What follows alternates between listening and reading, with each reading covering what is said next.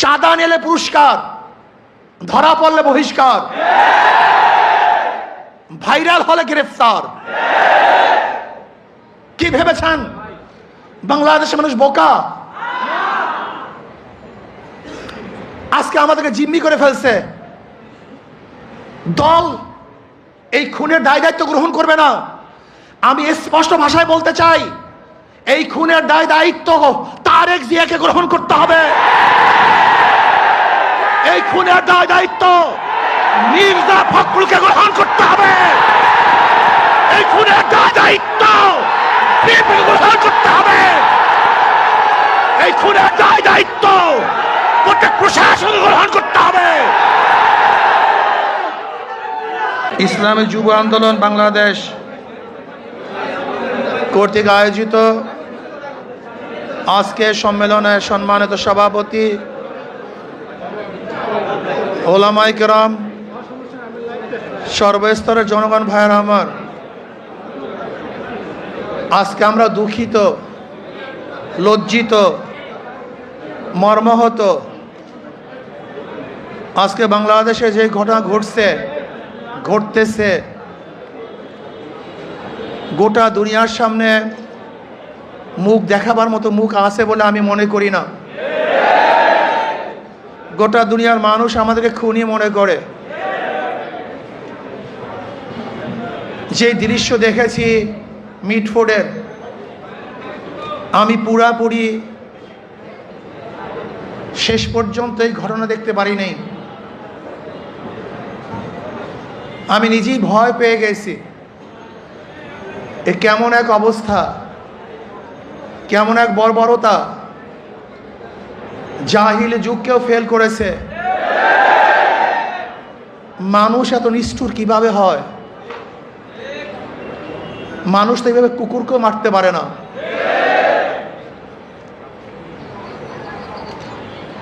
কয়েকদিন আগে ভোলা তজুমুদ্দিনে স্বামীকে বেঁধে রেখে গণহারে তার স্ত্রীকে ধর্ষণ করেছে। বগুড়ায় মেয়ে বিবাহ দিবে না, শুধু এতটুকুর জন্য তার বাবাকে হত্যা করেছে। আজকে চাঁদা না দেওয়ার কারণে মার সামনের থেকে যুবককে তুলে এনে হত্যা করা হচ্ছে। আজকে বাংলাদেশের অবস্থাটা কি? মানুষ কেন রাজনীতি করে? রাজনীতি করা উচিত ছিল, উদ্দেশ্য ছিল মানুষকে শান্তি দেয়া, মানুষকে মুক্তি দেয়া, মানুষের নিরাপত্তা প্রদান করা, মানুষের সাহায্য সহযোগিতা করা। অথচ আমরা রাজনীতি নামে কি করতেছি? খুন, ধর্ষণ, দখলদারি, জুলুম, অত্যাচার, অবিচার। এমন কোনো হীন খারাপ কাজ নাই যে আমরা করছি না রাজনীতির নামে। আমরা কি দেখি? যখনই চাঁদা ধরা পড়ে বহিষ্কার করা হয়। বিএনপি পর্যন্ত 3000-এর উপরে বহিষ্কার করেছে। কিন্তু আমি সাংবাদিক বন্ধুদেরকে প্রশ্ন করতে চাই, আমি জনগণের কাছে প্রশ্ন রাখতে চাই, এই বহিষ্কারই কি তাদের চাঁদা ফিরছে? দখলদারি ফিরছে? খুন ফিরছে? তার মানে বহিষ্কার কিছু না, আইওয়াশ, লোক দেখানো এক নিয়ম। তারা কি বলে? ব্যক্তি দোষ করলে দল সেই দোষের দায় দায়িত্ব গ্রহণ করবে না। আমি মনে করি আওয়ামী লীগ, বিএনপি দুর্নীতি ফ্যাক্টরি, খুনের ফ্যাক্টরি। আবরারকে কারা হত্যা করেছিল? যেই ছাত্রগুলি হত্যা করেছিল তারা মেধাবী ছাত্র বাংলাদেশের, কিন্তু এই ফ্যাক্টরিতে যাওয়ার পরে তার খুনি হয়েছে। আজকে হাজারো মেধাবীরা এই আওয়ামী লীগ, বিএনপি করার কারণে ওরা ধর্ষক হয়েছে, ওরা চাঁদাবাজ হয়েছে। এই দলগুলি এমন এক ফ্যাক্টরি, যদি ফেরেশতাও সেখানে ঢুকে আজাজিল হয়ে বের হবে। সৎ মানুষগুলি ঢুকলে চোর হয়ে বের হবে। যাদের হাতে রক্ত ছিল না, এই আওয়ামী লীগ বিএনপি করার পরে তাদের হাতের মধ্যে রক্তে রঞ্জিত হবে। যারা কোনো মেয়েদের দিকে তাকাতো না, এই দলগুলি করার পরে তারাই ধর্ষক হবে, জালেম হবে, অত্যাচারী হবে, তারাই টাকা পাচার করবে। এমন কোনো জায়গা নাই যেখানে চুরি হচ্ছে না, ডাকাতি হচ্ছে না, দখলদারি হচ্ছে না, চাঁদাবাজি হচ্ছে না। এই বরিশালের এমন কোনো স্থান দেখাতে পারবেন না যেখানে চাঁদাবাজি নাই। আমরা যা দেখছি চাঁদাবাজি যেগুলি আসছে, আপনারা জানেন মিটফুটে খুন হয়েছিল বুধবার, কিন্তু আপনারা যে সাংবাদিক, আমরা দুঃখিত, লজ্জিত, সবার বিবেক মরে গেছে। বাংলাদেশে বিবেক বলতে কিচ্ছু নাই। বুধবার এই ঘটনা ঘটছে, কোন সাংবাদিক এই ঘটনা প্রকাশ করতে পারে নাই, অথচ সবার মাঝে এই ঘটনা ঘটেছিল। নাই একজন বাংলাদেশের সাংবাদিকের ঘটনা প্রকাশ করার মতো, নাই একজন পুলিশ কেস গ্রহণ করার মতো। আজকে এই মামলার যে বাদী, একজন মহিলা, তার সন্তানে খেয়েছে, এই যে তার সন্তান, সোহাগ মামলার এই বাদীর ছেলে, তার নিজের মুখে শুনেন মামলা দেওয়া হয়েছিল, কিন্তু পুলিশ মামলা গ্রহণ করে নাই, পুলিশ তার মামলা গ্রহণ করে নাই। আজকে পুলিশ ভিন্ন খাতে এই মামলাকে নেওয়ার জন্য ষড়যন্ত্র শুরু করছে। সব জায়গায় চাঁদাবাজি, শরিয়াতপুর বাস সব বন্ধ, শুনলাম আজকে তাদেরকে বহিষ্কার করা হয়েছে। অথচ আজকে আপনারা দেখেছেন প্রেস ব্রিফিংয়ে, সাংবাদিক সম্মেলনে ঊর্ধ্বতন কর্মকর্তাদের কাছে বারবার জানানো হয়েছে, কিন্তু না, যতক্ষণ পর্যন্ত সব জায়গায় প্রচার না হয়েছে ততদিন পর্যন্ত বহিষ্কার করা হয় নাই। চাঁদা নিলে পুরস্কার, ধরা পড়লে বহিষ্কার, ভাইরাল হলে গ্রেফতার। কি ভেবেছেন বাংলাদেশের মানুষ বোকা? আজকে আমাদেরকে জিম্মি করে ফেলছে। দল এই খুনের দায় দায়িত্ব গ্রহণ করবে না। আমি স্পষ্ট ভাষায় বলতে চাই, এই খুনের দায় দায়িত্ব তারেক জিয়াকে গ্রহণ করতে হবে। এই খুনের দায় দায়িত্ব মির্জা ফখরুলকে গ্রহণ করতে হবে। এই খুনের দায় দায়িত্ব বিএনপিকে গ্রহণ করতে হবে। এই খুনের দায় দায়িত্ব গোটা প্রশাসন গ্রহণ করতে হবে।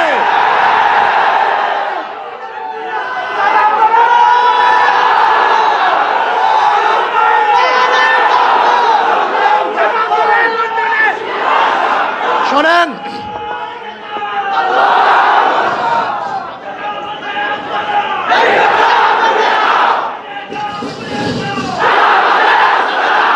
আমি মনে করি অবৈধ সন্তান জন্ম হওয়ার আগেই তার মৃত্যু কামনা করে। আজকে বিএনপি ক্ষমতায় যাওয়ার আগেই তার পতন কামনা করে বাংলাদেশের মানুষ চায় না এই চাঁদাবাজ, দখলদার, খুনি, ধর্ষক, জালেমের গোষ্ঠী বাংলাদেশের মাঝখানে বসুক। বাংলাদেশের একজন মানুষ চায় না। আমি ঘুমাতে পারি নাই, ওই দৃশ্য দেখ, আল্লাহর কসম,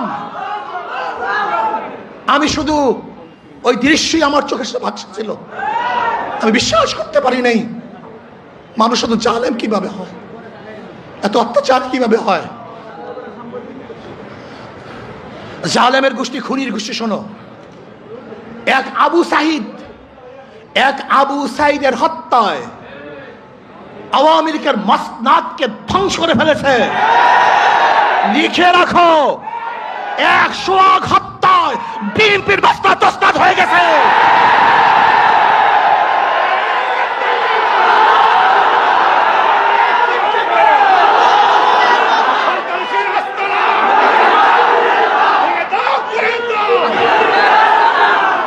শোনো, তোমরা ভেবেছ গুম হত্যা মামলা বিএনপি ক্ষমতায় আসবে, এই ভয়ে তোমার সামনে সামনে মাথা নত করবে। শিয়াল মাথা নত করতে পারে, ইঁদুর তোমার সামনে মাথা নত করতে পারে, লুবিরা তোমার সামনে মাথা নত করতে পারে, দুর্নীতিবাজরা তোমার পায়ের মধ্যে তৈলমার্জন করতে পারে। অবৈধ ক্ষমতা যারা স্বপ্ন দেখে তারা তোমার সামনে গিয়ে মাথা নত করতে পারে, কিন্তু বাঘ তোমার সামনে মাথা নত করবে না, সিংহ তোমার সামনে দুর্বল হবে না, আদর্শবান ব্যক্তিরা তোমাকে কোনো অবস্থাতেই পছন্দ করবে না। ভাইরা আমার, আমি মানুষের বিবেক দেখছি। এই ঘটনা ঘটাবার পরেও বিবেকবান মানুষ যারা নিজেদেরকে শিক্ষিত দাবি করে, ওরা কিভাবে বিএনপি আওয়ামী লীগ করে আমার বুঝে আসে না। ওরা শিক্ষিত নয়, ওরা জ্ঞান পাপী। জ্ঞান পাপী ছাড়া এই দুর্নীতিবাজ ধর্ষক খুনিদের সাথে কোনো মানুষের সম্পর্ক থাকতে পারে না। আমি মনে করি এই আওয়ামী লীগ বিএনপি যারা করে তারা সবাই ধর্ষকের সমর্থক, খুনের সমর্থক, চাঁদার সমর্থক, দখলদারি সমর্থক। কোন ভদ্র মানুষ যাদের মধ্যে ভদ্রতা আছে, আদর্শবান যারা আদর্শ লালন করে, যারা জাতিকে মুক্তি দিতে চায়, এই বাংলাদেশকে গোটা দুনিয়ার সামনে উঁচু করতে চায়, তারা কোনো অবস্থাতে আওয়ামী লীগ বিএনপি করতে পারে না। আজকে আমরা বিবেক হারা হয়ে গেছি। যারা সাংবাদিক তারা বিবেক হারা, যারা বুদ্ধিজীবী বিবেক হারা, যারা প্রশাসক বিবেক হারা। এই বাংলাদেশকে নতুন ভাবে করতে হবে, মানুষকে আদর্শবান করতে হবে। আমাদের উপায় নেই, পচে গেছি আমরা, আমরা দুর্গন্ধযুক্ত, আমরা নষ্ট। এদের সাথে যারা মিলবে তারা দুর্গন্ধযুক্ত হয়ে যাবে, এটা সংক্রমণ ব্যাধি হয়ে গেছে। এই দলগুলির মধ্যে যারা থাকে, যারা আসছে, একজন ভালো আদর্শ নিয়ে বের হতে পারে নাই। আমার যুবক বন্ধুকে বলবো, আদর্শবান হও, নীতিবান হও। এই দেশকে বিনির্মাণ করতে হবে, এই দেশকে গড়তে হবে, মানুষকে আশ্রয় দিতে হবে, জুলুম মুক্ত দেশ করতে হবে, চাঁদা মুক্ত দেশ করতে হবে, সন্ত্রাস মুক্ত দেশ চাই।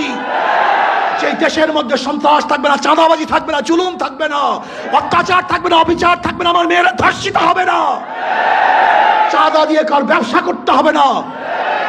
এরকম দেশের জন্য চেষ্টা করো, সাধনা করো। ইনশাআল্লাহ ইসলামী আন্দোলন বাংলাদেশ পারবে এই দেশকে একদিন শান্তি দিতে, মুক্তি দিতে। আলহামদুলিল্লাহ ইসলামী দলগুলো ঐক্য হচ্ছে। আশা করি ইনশাআল্লাহ যদি ইসলামের নামে একটা বাক্স আমরা দিতে পারি, তাহলে বেঈমানরা বুঝবে, খুনিরা বুঝবে, ধর্ষকরা বুঝবে, চাঁদাবাজরা বুঝবে কত ধানে কত চাল। বারবার ঘুঘু তুমি খেয়ে যাও ধান, এবার ঘুঘু তোমার যাবে যে প্রাণ। বারবার বাংলাদেশের মানুষকে ধোঁকা দিয়েছ, ৯-৬ বুঝিয়ে ভোট গ্রহণ করেছ। এবার বাংলাদেশ সচেতন হয়েছে, কোন চাঁদাবাজদেরকে আর মানুষ ভোট দিবে না। যারা বিগত দিনে দুর্নীতিতে 5 বার চ্যাম্পিয়নশিপ লাভ করেছে, যারা অবৈধ নির্বাচন উপহার দিয়েছে, যারা চাঁদাবাজি করার কারণে দেশ থেকে মানুষ বিতাড়িত করেছে, দ্বিতীয়বার তাদেরকে মানুষ আর ভোট দিবে না ইনশাআল্লাহ।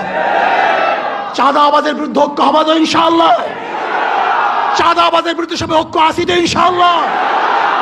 যখন যেই সময় ডাক দেওয়া হবে চাঁদাবাজির বিরুদ্ধে আমরা ঝাঁপিয়ে পড়বো ইনশাআল্লাহ।